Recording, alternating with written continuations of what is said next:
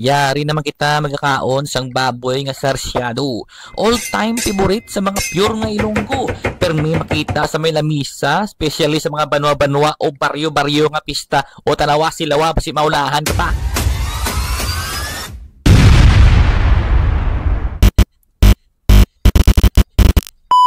What's up mga animal? Aryo lang pingasan. Alright, in today's video maluto kita sang baboy nga sarsyado kay do. Ay nako, nakakamiss kaya lang mga barangay nga pista-pista kay mga banwa-banwa. Ay ang mugi niya makitaan mo yan no ang sarsyado kay syempre wala man tayong kuwagin na panakot sa mga banwa. Mapaiha ko da baboy no tapos ang iba nga mga dinusulo-sobra nabaligya-baligya ta sa mga kaingod malaita. So ari abon dumduman mugi niya sang una no. Especially sa mga baryo-baryo ba ko na mito mga baboy sarsyado. So ginimo din liwat to para ano tabla madumduman ta mga ginagyan ta sung unanan.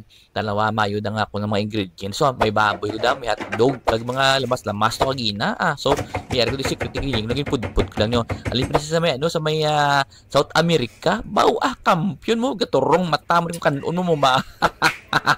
Okay, bukas ko di sa akong nga garbanzos anan idugang ko sa mga lakman nga mga ingredients.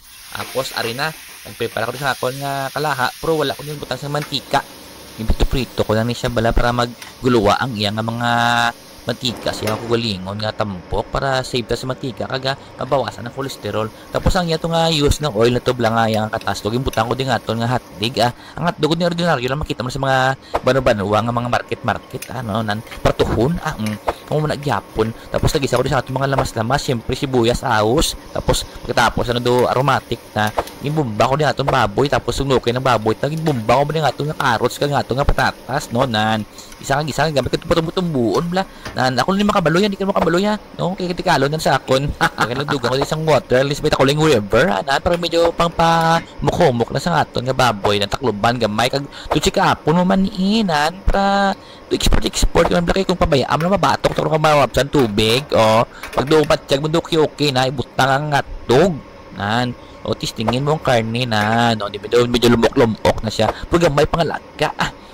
pupunta din tayo sa mukhomok na yan. Pagkatapos na matyaga mo doon mga tanta, ano mo na, doon tantyado mo na, imutan mo tong secret powder, taga nga ito nga secret na ketchup, itawag sa kay Del Monte lang, okay? So, ginhap ko na niya ito nga spring onion, tapos mo ng garbanzos, nga ginhap ko lang, kaya ang mo nang unaon, para ang mga puti, kaga mga medyo sa may lapit sa puti, sa spring onion to, masalupsop niya, nga flavorings, no, tagdugang ni gamay nga asin, yan. So kung medyo tilawan mo gabay man kung duki na imo yang panlasa, why not magdugang ka pa sang asin. Pero kung mataga mo do medyo last type ba, dugangan mo syempre ba ano man nga utok man, okay?